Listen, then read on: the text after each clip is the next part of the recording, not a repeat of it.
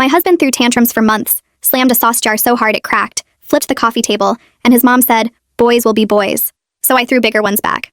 I married Nathan after dating for 2 years, and everything was great until we moved in together. We had this nice little duplex with a big kitchen and a backyard where I grew tomatoes and peppers. Nathan worked from home doing consulting, and I worked at the veterinary clinic downtown. We split everything down the middle and took turns cooking dinner. Life was good until about 3 months after the wedding when I saw who Nathan really was. We were at the grocery store and I grabbed the wrong brand of pasta sauce. Nathan grabbed the jar from my hand and slammed it back on the shelf so hard it cracked. The store employee just stared at us. Nathan said the sauce had too much sugar and walked off like nothing happened. I bought the sauce anyway because we needed it for dinner. When we got home, Nathan saw the jar in the bag and threw it in the trash. Then he made himself a sandwich and went to his office. After that, the tantrums started happening all the time. If I bought the wrong coffee creamer, he'd pour the whole bottle down the sink while I was watching. If I forgot to record his show, he'd unplug the TV and carry it to the garage. If dinner wasn't ready when he wanted it, he'd take every pot and pan out of the cabinet and stack them on the counter. The worst was when I came home late from an emergency surgery at the clinic. Nathan had thrown every single pillow and blanket from our bed into the bathtub and turned on the shower. He said if I couldn't be home on time, I didn't deserve a comfortable bed. I slept on the couch that night while he sprawled across our king-size mattress. My friend Lisa kept telling me to leave, but I wanted to handle this myself first. Nathan had this whole routine where he'd throw his fit, storm off to his office, then come back an hour later acting like nothing happened. He'd ask what was for dinner or if I wanted to watch a movie. If I brought up what he did, he'd say I was being sensitive and making a big deal over nothing. One time I tried to talk to him about it calmly, and he threw his coffee mug at the wall. Not near me, but close enough that I jumped. Then he said I was being dramatic about a little noise. His mom came to visit and I tried to tell her what was happening. She watched Nathan flip the coffee table because I forgot to buy his protein bars, and she said boys will be boys. She actually said that. Then she told me her husband used to break plates when he was stressed and it was my job to keep Nathan happy. That's when I realized nobody was going to fix this but me. So I started matching his energy. When Nathan threw the remote at the wall because the game was buffering, I picked up his gaming headset and launched it out the back door into the garden. He ran outside and spent an hour looking for it in the dark. When he poured out my expensive shampoo because I took too long in the shower, I took his entire shelf of supplements and protein powder and dumped them in the kitchen trash. He had to dig through coffee grounds and old food to get them back. When he knocked all my makeup off the bathroom counter because I left a hair in the sink, I went to his office and swept everything off his desk onto the floor. His laptop survived, but his coffee went everywhere. Nathan started getting confused. He'd throw his tantrum and wait for me to clean up or apologize, but instead I'd throw a bigger one. He threw a book at the door. I threw 3. He slammed cabinets. I slammed them harder. He started yelling that I was crazy and out of control.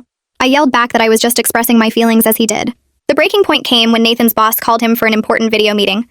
Nathan was in his office, and I was in the kitchen making lunch. I accidentally dropped a pan, and Nathan came storming out screaming about the noise. So I grabbed every pan we owned and started dropping them one by one. Nathan's face turned this deep red color that started at his neck and spread up to his hairline. His laptop screen showed his boss Winston's face frozen mid-question, and I could hear the tinny voice coming through the speakers asking what all that noise was about. Nathan slammed the laptop shut so hard I thought the screen might crack. He started walking toward me with his hands balled up into fists at his sides, and for a second I thought about backing up or apologizing or doing something to defuse the situation like I always did. But I was still holding that big cast iron skillet in my hand, and something in me just refused to move. Nathan stopped about 3 feet away from me, and we just stared at each other while he breathed really hard through his nose. I could see something different in his eyes that I'd never seen before. Something that looked almost like fear, like he suddenly realized I wasn't going to back down this time. He opened his mouth like he was going to yell at me, but nothing came out.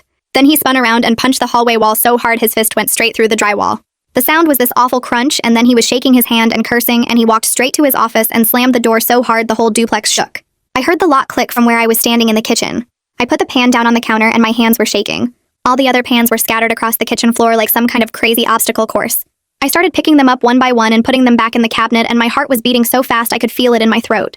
Through the office door I could hear Nathan talking on his phone, and his voice had this high panicked edge to it that I'd never heard before. I walked closer to the door and pressed my ear against it. He was telling someone that I'd lost my mind, that I'd ruined his important work call on purpose, that he didn't know what to do with me anymore. I realized he was talking to his mother. He kept saying things like, "She's out of control and I can't live like this, and you need to come over here and talk to her." I stepped back from the door and went to sit on the couch in the living room. My phone was on the coffee table and I opened it up to my photos. I'd been taking pictures of everything Nathan destroyed over the past few months without really thinking about why. There was the cracked sauce jar from the grocery store, the soaked bedding in the bathtub, my makeup scattered all over the bathroom floor, the dent in the wall from where he threw his coffee mug, the broken TV remote, my shampoo bottle empty in the sink. I had dozens of photos documenting every single one of his tantrums. Less than an hour later, I heard a key turning in our front door. Nathan must have given his mother a key without asking me because Lorraine just walked right in like she owned the place. She didn't even knock. She came into the living room where I was still sitting on the couch and stood there with her hands on her hips looking at me like I was a misbehaving child. She started in on this lecture about how a wife needs to respect her husband's work time and create a peaceful home environment and be supportive instead of destructive. She said Nathan had important responsibilities and I needed to understand that my behavior was affecting his career. I just sat there listening to her go on, and then I held up my phone. I started showing her the photos one by one without saying anything. The cracked sauce jar, the soaked bedding, my makeup everywhere, the wall damage, the empty bottles. She went quiet as she looked at each photo and her face got this pinched expression like she'd bitten into something sour. When I got to the last photo, she handed my phone back to me and said we both needed to grow up. Not just Nathan. Both of us. Like I was equally responsible for this mess we were living in. Nathan's office door opened and he came out looking all disheveled with his hair sticking up. He and Lorraine went into the kitchen and started having this quiet conversation, but the duplex is small enough that I could hear most of it from the living room. Lorraine told him he needed to handle his wife, and those exact words made my stomach turn.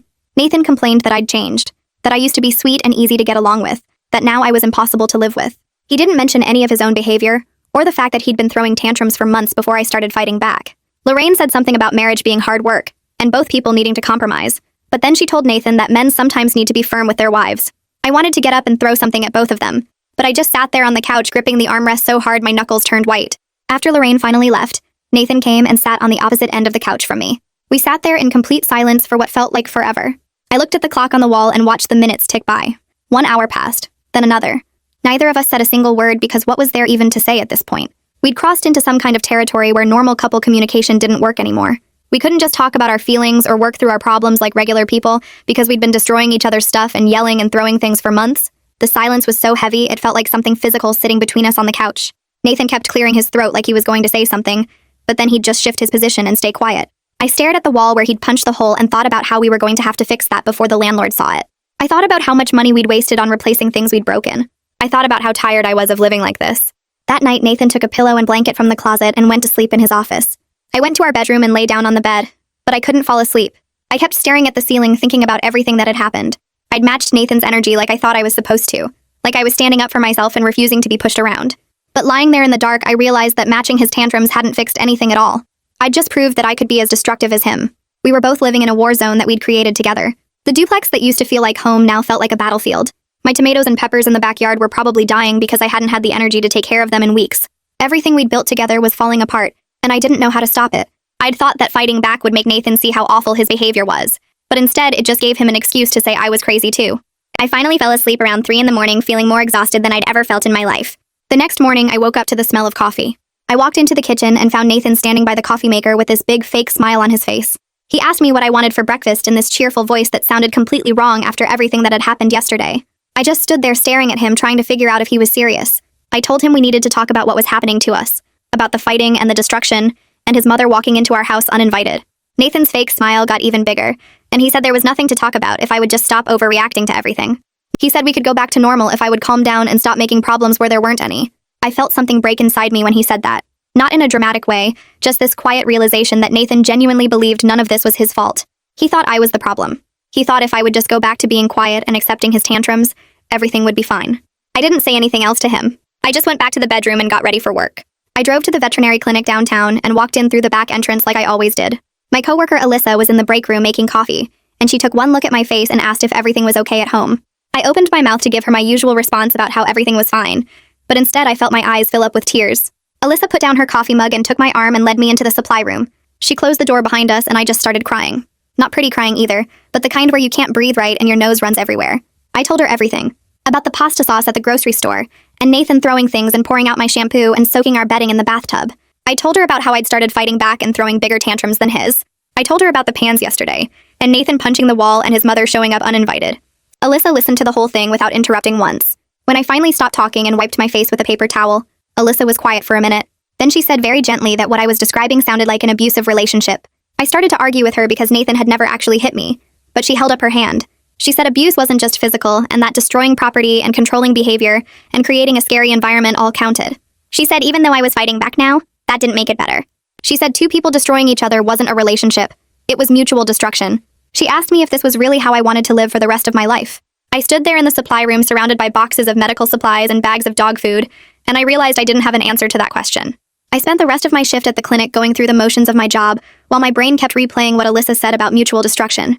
I checked a beagle's ears for mites and thought about Nathan punching the wall. I gave a cat her vaccines and thought about me throwing pans during his work call. I cleaned exam rooms and thought about how we'd both become people I didn't recognize anymore. When I finally drove home that evening, I sat in the driveway for 10 minutes staring at our duplex. The lights were on in the kitchen and I could see Nathan moving around inside. Part of me wanted to just keep driving and never come back. But I got out of the car and walked to the front door because running away wouldn't fix anything either. I opened the door and stopped dead in the entryway. The kitchen table was set with our nice plates and cloth napkins we only used for company. Candles were burning in the middle of the table. Takeout containers from my favorite Thai restaurant were arranged on the counter, and the smell of pad Thai and green curry filled the whole house. Nathan came out of the kitchen wearing a smile that looked completely fake after everything that had happened. He asked if I was hungry and gestured at the table like he'd done something amazing. I just stood there holding my purse and staring at this scene he'd created. It was so obvious what he was doing. His mom probably taught him this exact move when he was growing up, watching his dad break plates and then buy flowers the next day. Make a big romantic gesture and pretend the bad stuff never happened. Smooth everything over with fancy food and candles instead of actually talking about the real problems. I walked past him to the bedroom and changed out of my scrubs while Nathan stayed in the kitchen. When I came back out, he was sitting at the table waiting for me with that same fake smile plastered on his face. I sat down across from him and he immediately started dishing pad Thai onto my plate. I watched him serve the food and arrange everything just right, and I felt absolutely nothing. No anger, no hope, no sadness. Just this empty feeling like I was watching a stranger perform a play I'd seen too many times before. I put my fork down before even taking a bite and told Nathan we needed couples therapy. I said our marriage was falling apart and we needed professional help to fix it. Nathan actually laughed. Not a mean laugh exactly, but this dismissive sound like I'd said something ridiculous. He said therapy was for people with real problems like addiction or affairs. He said we just needed to stop being so dramatic about everything and get back to normal. I asked him what normal meant to him, and he said it meant me not overreacting when he got frustrated and him not having to walk on eggshells in his own home. I pointed out that he'd punched a hole in our wall yesterday, and that wasn't frustration. That was violence. Nathan rolled his eyes and said I was making it sound worse than it was. He said lots of guys punch walls when they're mad and it didn't mean anything. I sat there looking at him across the candlelit table with expensive takeout getting cold between us, and I realized he genuinely believed what he was saying. He actually thought punching walls and destroying my stuff and soaking our bedding in the tub was normal behavior that I should just accept. The romantic dinner wasn't an apology. It was a bribe to get me to go back to being quiet and manageable. I stood up from the table and told Nathan I was serious about therapy. He said he wasn't going to waste money on some therapist who would just take my side anyway. I went to the bedroom and closed the door while Nathan stayed at the table eating Thai food by himself. The next morning, I woke up to Nathan's voice coming through the bedroom wall. He was in his office talking loud enough that I could hear every word. I got up and pressed my ear against the wall between our bedroom and his office. Nathan was on the phone with his boss, and his voice had this fake, cheerful tone that made my skin crawl. I heard him say something about construction next door causing noise issues yesterday. He apologized for the disruption to the video meeting and promised it wouldn't happen again. There was a long pause where Nathan wasn't talking, and I figured his boss was responding. Then Nathan's voice got higher and more stressed. He said the construction was unexpected and he'd already filed a complaint with the building management. Another pause. Nathan said he understood the client had been on the call, and he took full responsibility for not warning everyone about potential noise. His voice was getting tighter, and I could tell his boss wasn't buying the construction story.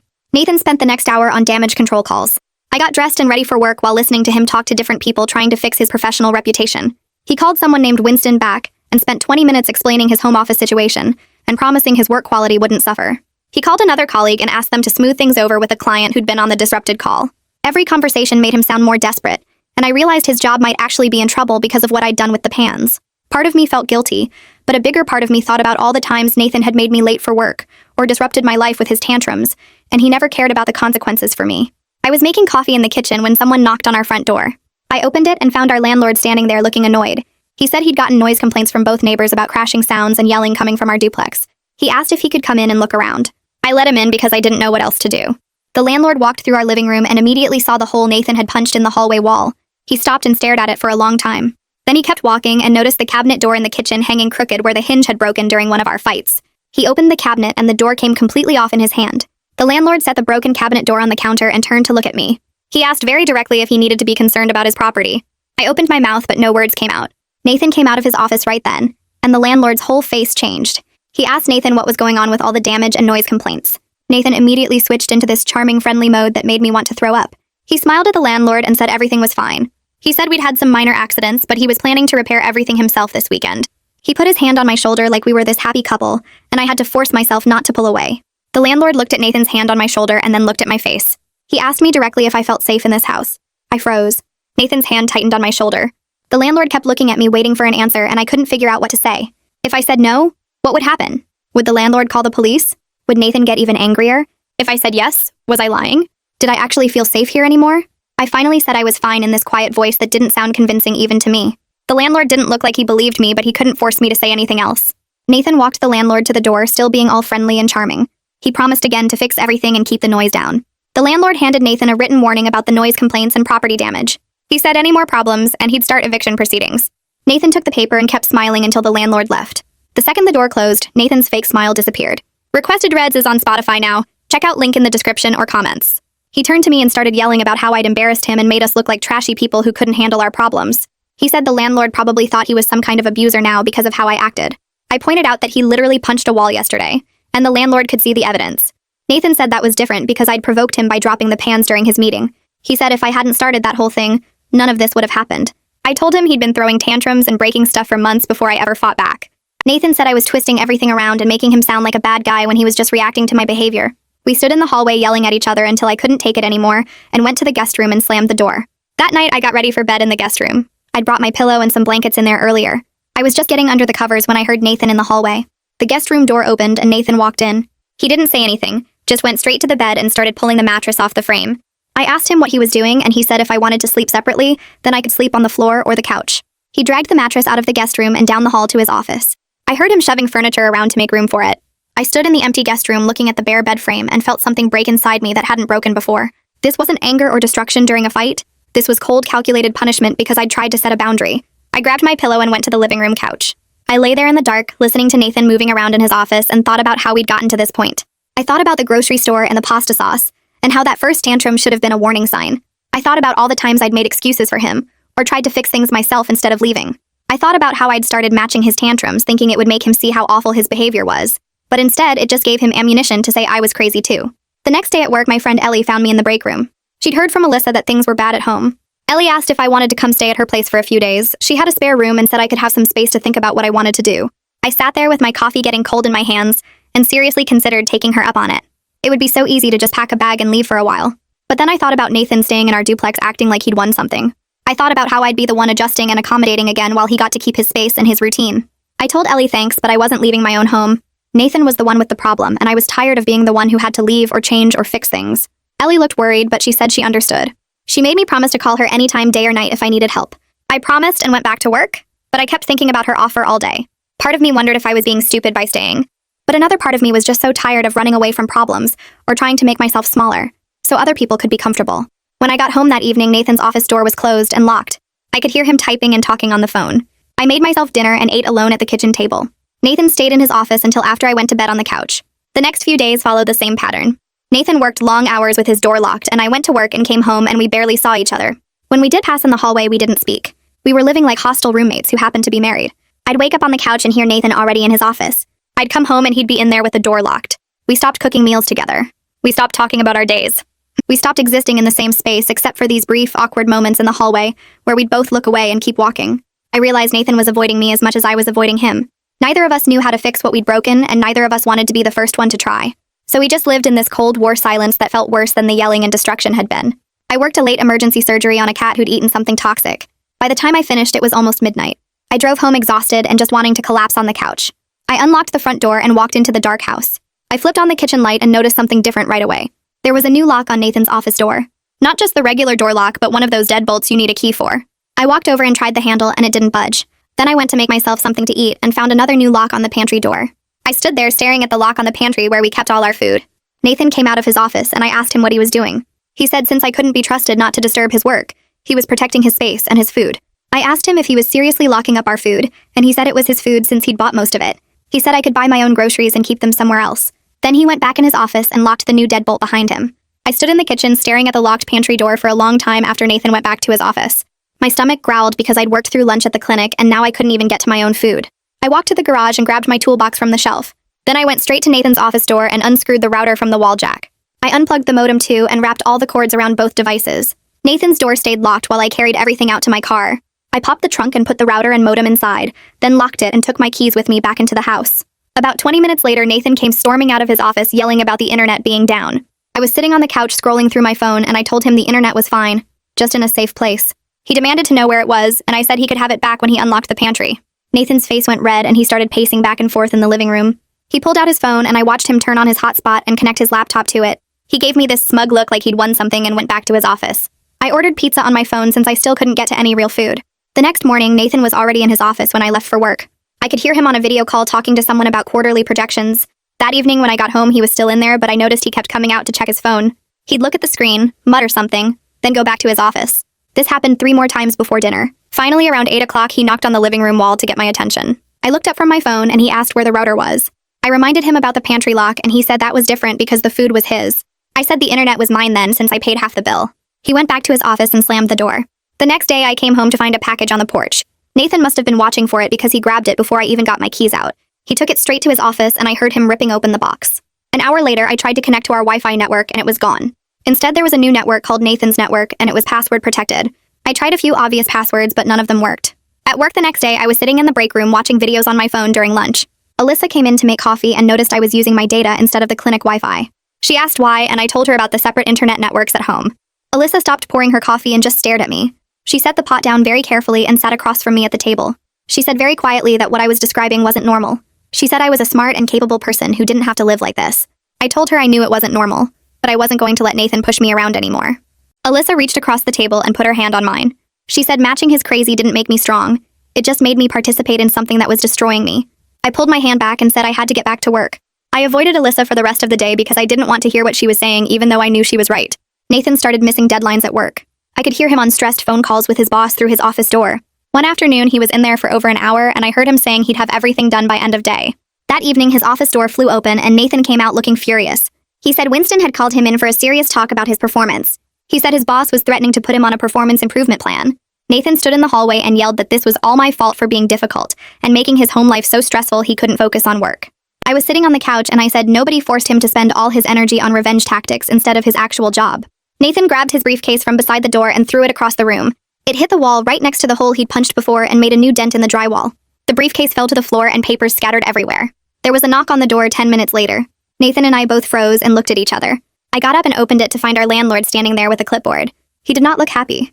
He said the neighbors on both sides had reported another loud crash and he was done with warnings. He handed me a formal written notice on official letterhead. The notice said any more property damage or disturbances would result in eviction proceedings. He asked both of us to sign it to acknowledge we'd received it. Nathan came to the door and we both signed our names on the form. The landlord took it back and said he'd owned this duplex for 15 years without any problems until we moved in. He looked at both of us and said whatever we were doing to each other needed to stop or we needed to leave. Then he walked back to his car and drove away. Nathan went back to his office without saying anything. I sat on the couch and looked at the 2 holes in the wall and the scattered papers on the floor. I thought about the locked pantry and the separate internet networks, and the way we couldn't even be in the same room anymore. I grabbed my keys and went out to my car. I sat in the driveway with the engine off just staring at the duplex. An hour went by and I still couldn't make myself go back inside. The house had become this place where everything felt like a battle and I was tired all the time. I wasn't afraid Nathan would hit me because he never had. But the whole environment had turned toxic and every day felt like walking through a war zone. I pulled out my phone and just sat there holding it, not sure who to call or what to say. I ended up calling Ellie around 9 that night, still sitting in my car with the engine off. She picked up on the second ring and I could hear her TV playing in the background. I told her everything about the landlord's notice and the separate internet networks, and how Nathan and I were basically living like enemies in the same house. Ellie listened without interrupting, and when I finished, she said I could come stay at her place whenever I needed to, that her couch was always available.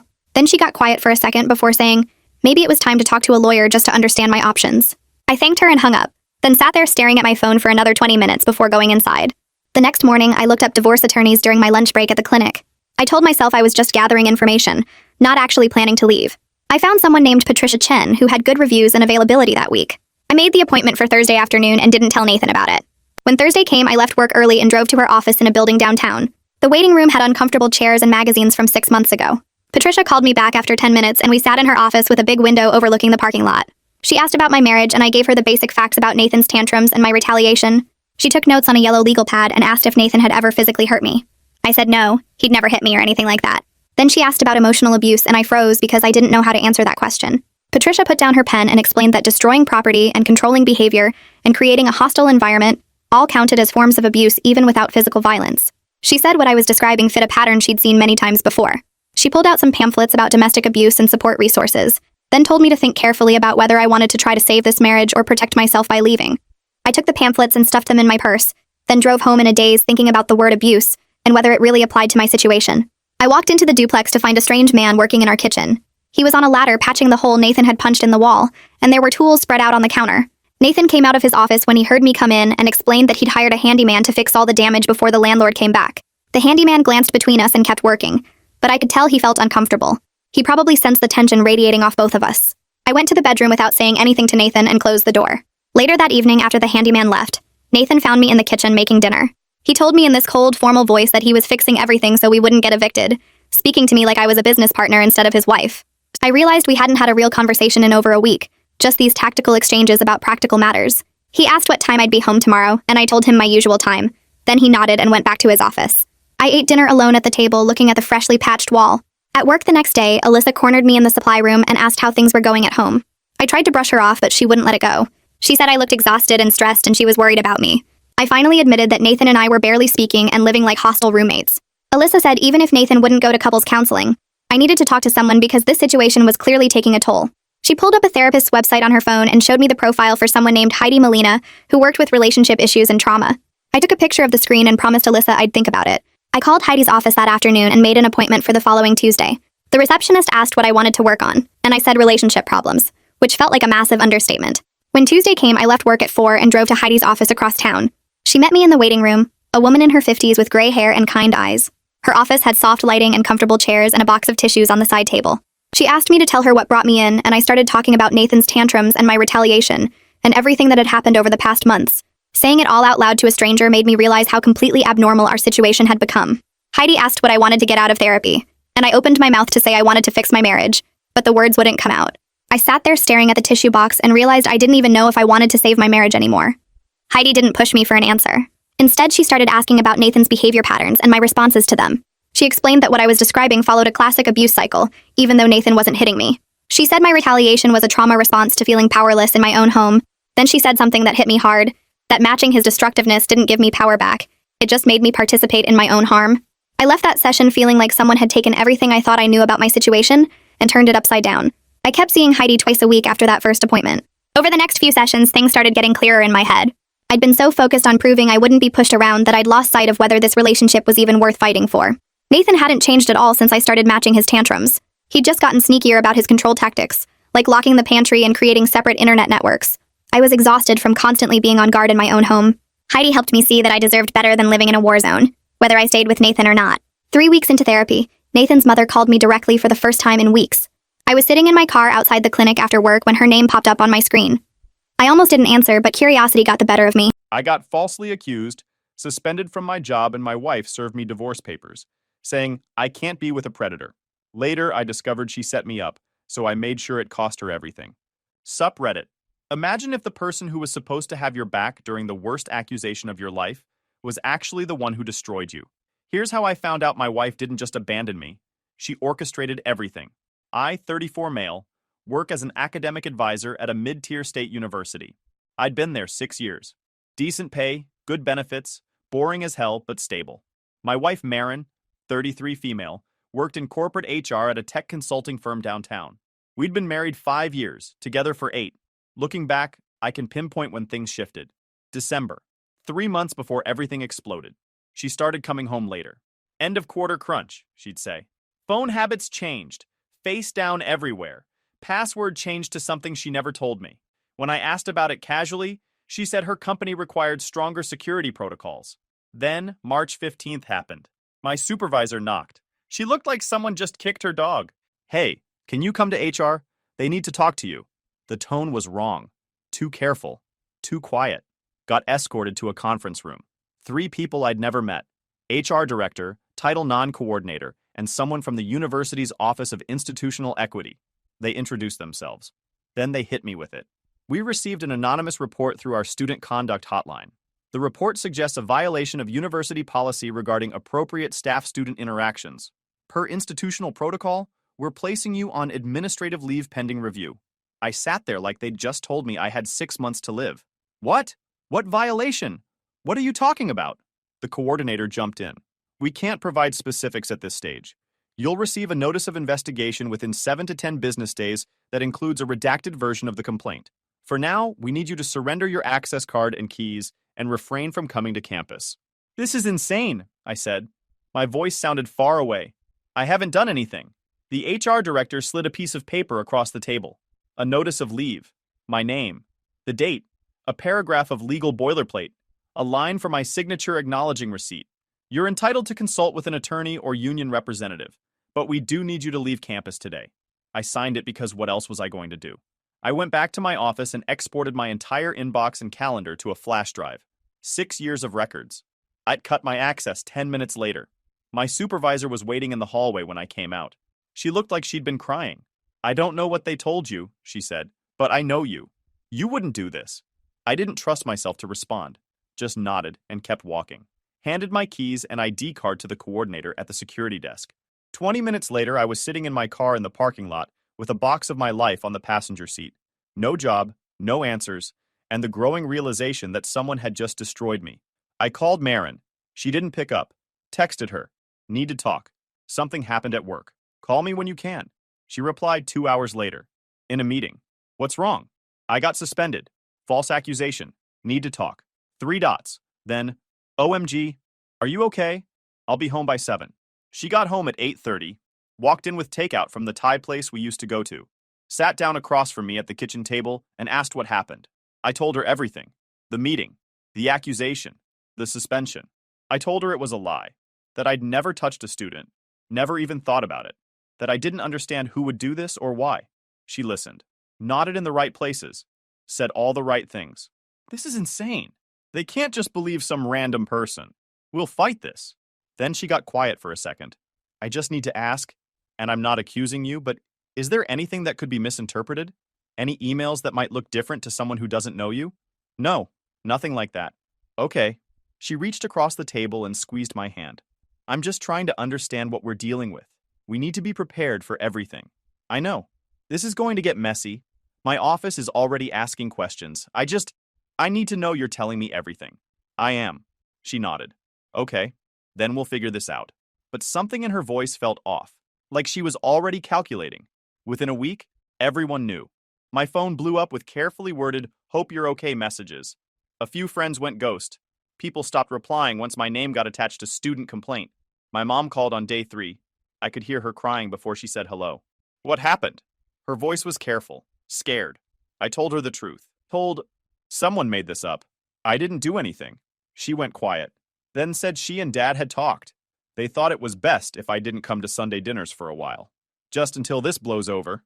My brother called next. 2 years younger, always the golden child. Attorney. Perfect suburban life. Bro, what the heck? It's not true. Then why are they investigating? Because someone lied.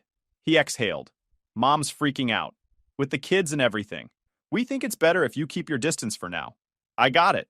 I got that my own family was cutting me loose because I was embarrassing them. I hung up on him. My sister sent a short text. Said she needed space to process. Didn't ask for my side. Just shut the door. Only my dad kept calling. You doing okay? He'd ask. When I said I needed an attorney, he wired me $5,000 the next day. You didn't do this, he said. Not a question. A statement. I know. You're not smooth enough to pull off an affair, and you're too much of a Boy Scout to risk your career. Marin played her role perfectly at first, the devastated wife. But there were cracks. She stopped sleeping in our bed, took the guest room, locked the door. She'd disappear for hours and come back saying she went for a drive. Her phone was a vault. Changed the password again. One night I asked her point blank, "Do you believe me?" She didn't even look up from her phone. The screen lit up her face in that cold blue glow. Does it matter? Yeah, it matters. You're my wife. Am I? She finally made eye contact. Because the man I married wouldn't be in this situation. My stomach dropped. You actually think I did something? I think you got yourself suspended. I think you put us in this position. And I think I'm the one dealing with the fallout while you sit here feeling sorry for yourself. Marin, I lost my job. My family won't talk to me. Oh my gosh, enough. She stood up, phone clutched in her hand like a weapon. Do you hear yourself? It's always about you. Your job. Your reputation. Your feelings. What about me? Do you know what people at my office say when I walk by? Do you know how humiliating it is to have a husband under investigation? The words hit like a slap. She'd never talked to me like that before. I don't care. Her voice was ice. Whether you did it or not doesn't change the fact that you destroyed everything. My career is taking hits because of you. People judge. And I'm tired of defending you when I don't even know if you deserve it. I stared at her. This woman I'd been with for 8 years. Married for 5. Planned a future with. She looked at me like I was garbage she couldn't wait to take out. 10 days after my suspension, the notice of investigation finally arrived. Certified mail. I ripped it open standing in my dad's driveway. The complaint had been filed March 14th at 11:47 p.m. through the online Title IX portal. Anonymous. 2 pages. Single-spaced. Detailed. The complaint said a junior named Alina had been uncomfortable with my persistent attention since January. Said I'd emailed her frequently with overly personal questions. Said I'd scheduled advising appointments during unconventional hours. Said I'd suggested meeting off campus to discuss her academic future. Said another student had witnessed me being overly familiar with Alina in my office. It was specific. It was convincing. And it was complete garbage. I pulled up the flash drive with my exported work emails. Searched for Alina's name. Found exactly 11 emails between us spanning 2 semesters. January 14th. Alina asking about credit transfer from community college. My response. 2 paragraphs explaining the process and linking the transfer equivalency database. No frequent emails, no personal questions. Nothing even remotely inappropriate. Next, I pulled my exported Outlook calendar. Found Alina's appointments, January 18th at 2 p.m. and February 8th at 10 a.m., both during my posted advising hours. Both logged in the student system where anyone could see them. Both during the day with other people in the hallway and my door half open because that's how I always did appointments. Credit card statements showed nothing social, nothing off campus.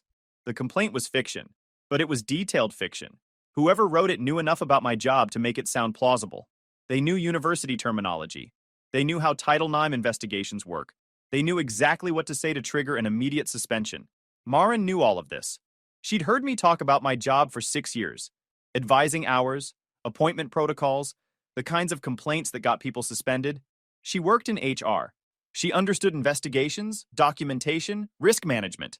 She'd told me once about a case at her company where they fired a manager for harassment based on an anonymous tip. Told me how they couldn't take chances even when the evidence was thin. She'd literally given me the playbook. And I hadn't realized she was teaching herself how to use it against me. 3 months into my suspension, after barely speaking to me, I came home to find her sitting at the kitchen table with some guy in an expensive suit. Briefcase open. Papers spread out like they owned the place. The sound of a pen clicking. He was tapping it against his legal pad, probably timing how long it would take me to process what I was seeing. She didn't even flinch when I walked in. Didn't look surprised or guilty or anything. She'd been waiting for me. "This is my attorney," she said. The guy stood up, hand extended. I didn't take it. Marin slid a stack of papers across the table toward me. Didn't say anything else. Just sat there with her arms crossed, jaw set. I looked down. Petition for dissolution of marriage printed across the top in bold letters. "You're divorcing me." Yes. Her attorney cleared his throat. "We've scheduled a mediation meeting at a neutral location next week to discuss practical next steps. This is a standard no-fault dissolution. Given the ongoing investigation and the need for legal and residential clarity, my client believes this is the appropriate course of action. You're divorcing me 3 months after I got suspended."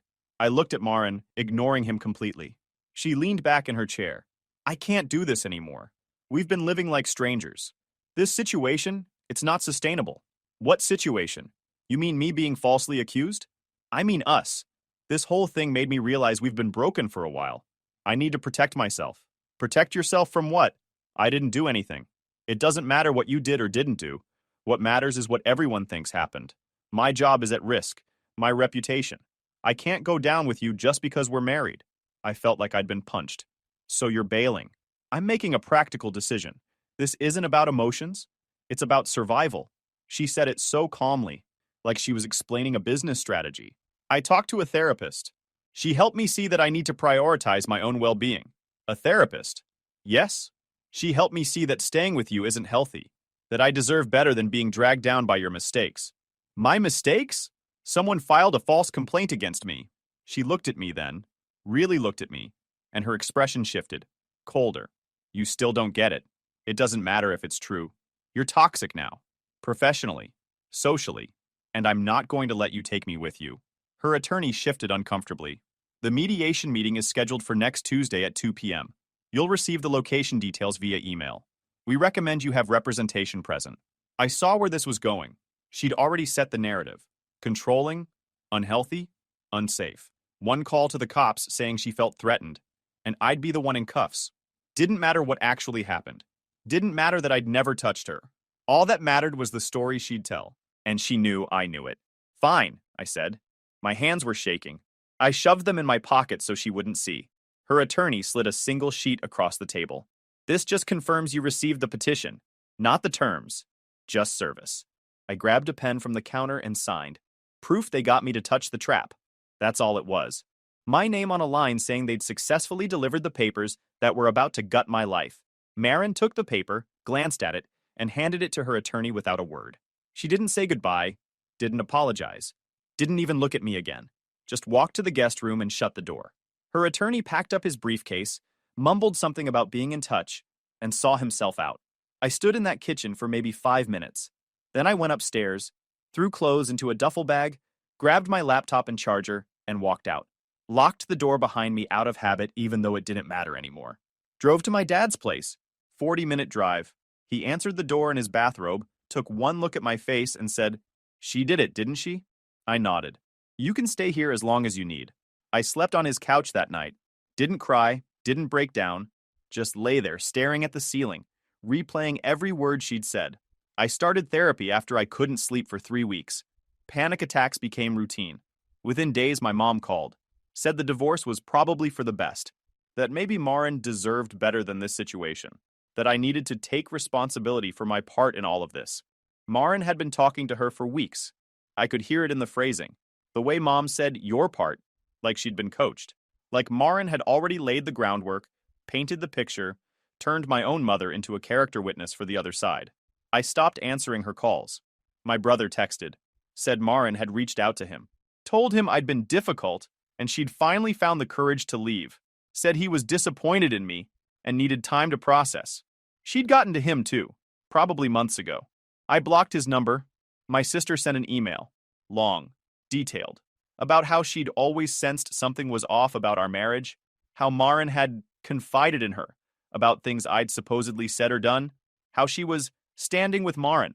The whole family turned, all at once because Marin had spent months setting it up. The only person who didn't abandon me was my dad. He called every morning, asked how I was doing, didn't push when I said I didn't want to talk about it. Just let me know he was there. "You'll get through this," he'd say.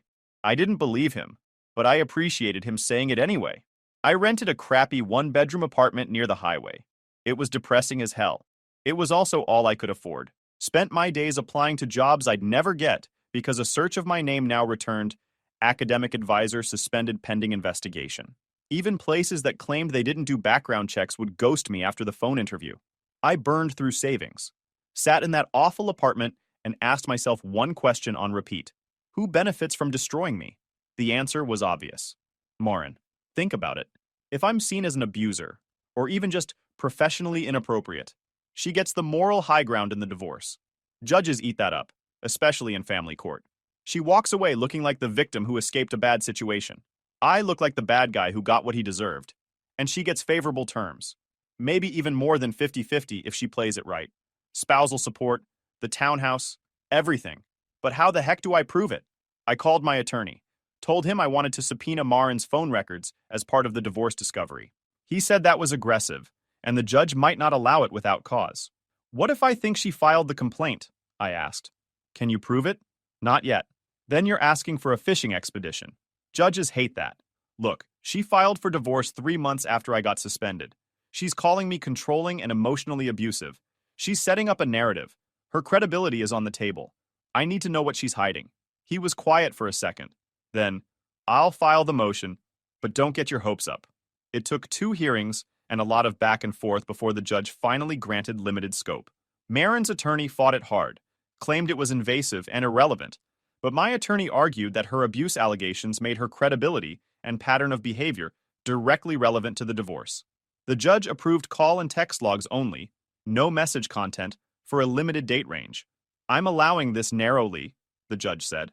Call logs and metadata from March 1st through March 31st. Nothing more unless you show cause for expansion. 2 weeks later, I finally had the records.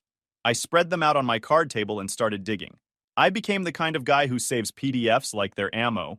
March 12th, 3 days before I got called into HR. Marin sent 14 texts to a number I didn't recognize. I Googled it. Nothing. Ran it through a reverse lookup service. Nothing. My attorney subpoenaed the subscriber information. It took another 3 weeks to get anything useful. Finally got it. Keaton. Same company as Marin. Same department. I looked him up on LinkedIn. Senior HR business partner. Specialization, employee relations and compliance. The guy who handled investigations and wrote up termination reports. The guy who'd know exactly how to draft a Title IX complaint. I kept digging. The pattern was clear. March 13th, 6 texts. March 14th, 11 texts ending at 11:52 p.m., 5 minutes after the complaint was filed at 11:47 p.m. March 15th, 9 texts starting at 10:30 a.m., 15 minutes before I got called into HR at 10:45 a.m. The timeline was damning, but I needed more. My attorney filed a motion for expanded discovery. We had enough to show a suspicious pattern.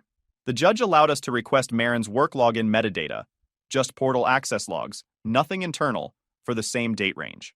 Her employer fought back with privacy objections. 2 rounds of motions. Finally, the judge narrowed it to public-facing university portal access only and forced them to comply. Found that she'd accessed the university's public website on March 10th, specifically the Title IX reporting portal. Spent 11 minutes on the page. Enough time to read the instructions and figure out how to file anonymously. She didn't file from her work computer, she's not that dumb, but she researched it, probably took screenshots, maybe sent them to Keaton. I went back to the apartment I used to share with Marin, technically still my house until the divorce finalized. She wasn't home. I'd texted her first to make sure. Went into the guest room where she'd been sleeping, looked around for anything she might have left behind. Found an old iPad in the nightstand drawer, the one we used to use for recipes and looking up random stuff. Hadn't thought about it in months. It was a shared household device. We'd both set it up years ago and both had accounts on it. Stayed logged in forever because nobody re-auths on a couch device. I turned it on. Still worked. Still had both our profiles. I called my attorney first. If I find something on a shared device that we both own and I'm logged into with my own credentials, is that admissible? He hesitated. This could go sideways fast. If you access her private account or break any passwords, this becomes a criminal problem. But if it's truly shared and you're using your own login, document everything. Take photos. Preserve the evidence properly. And for the love of everything, don't touch anything you're not supposed to. I logged in under my own account and checked the shared notes app we used to use for grocery lists. Opened notes. Scrolled through grocery lists and to-do reminders. Then I noticed the iCloud photo backup was also shared. Opened photos. Sorted by date. March 14th. Found a screenshot. Timestamp. 11:35 p.m. It was a screenshot of the Title IX portal instructions. The page that explained how to file an anonymous complaint, what information to include, how to make it detailed enough to trigger an investigation. Then another screenshot. Timestamp. 11:38 p.m. This one showed a notes draft. Title. Draft. Review. The text matched parts of the complaint I'd received. Not word for word, but close. Same structure, same phrasing, same fabricated details about late office hours, and overly familiar emails. At the bottom of the note, check with D about wording on the off-campus meeting part. Make sure it sounds specific but not too specific. D. Keaton. My hands were shaking. I took photos with my phone, photographed the iPad screen, sent them to myself, sent them to my attorney. Emailed them to 3 different email addresses just to be sure. My attorney had me meet him at his office that afternoon with the iPad. He took photos himself, printed them, had me sign an affidavit documenting exactly how I'd accessed the device, and got it notarized that same day. We had her. My attorney filed for expanded discovery in May, requested Marin's work emails and workplace messaging for March 1st through March 31st, specifically communications with Keaton. Her attorney lost his mind, filed an objection claiming it was overly broad, harassing, and a violation of privacy. We went before the judge. Family court. Older guy who looked like he'd seen every dirty divorce trick in the book and wasn't impressed by any of them. Marin's attorney made his case. Said I was on a fishing expedition. Said I was weaponizing the legal process to harass his client. Said there was no evidence linking Marin to any misconduct and I was just throwing allegations around because I was bitter about the divorce. My attorney stood up, pulled out the phone records, showed the judge the timeline. March 12th, 14 texts to Keaton. March 13th, 6 texts. March 14th, 11 texts, with the last one sent 5 minutes after the complaint was filed. March 15th, 9 texts, including one sent 15 minutes before I was called into HR. Then he showed the iPad screenshots. If you want your relationship to last, you need to be willing to give up other quiet people, silent warriors. You look at them. If a woman leaves you for another man, don't beg, don't argue. Your home and remove